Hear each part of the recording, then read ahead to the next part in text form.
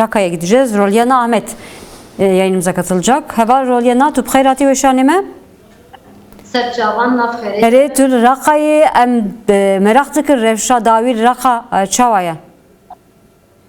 Bele demawa tavayı temaşvanın medya haber başta. Spas. Bu vakti zanin erişen kucali devleta Türkiye ve her vaha çekdarın gireday hükümeta ve güveza sertir hafre ve meskene ve her vaha hostin van erişan tavayı Rojavayı Kurdistan Bakur Şalat Suriye berdevam bike de çarçıve van erişan de şane ve şartı hostin de tevleviye da فرصتك بمن داكو تفلافين قالك ما زندر بخنبش دو لرقاي ساعات الإيفاري دا لكسرة جي جهة جريداي رقاية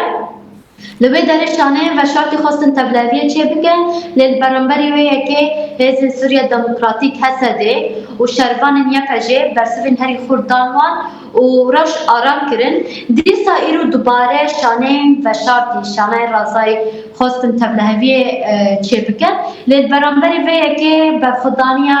شروان قصده و یپجه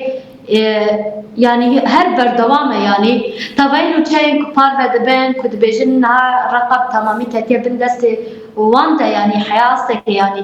evnu çeştaşın yani hina yani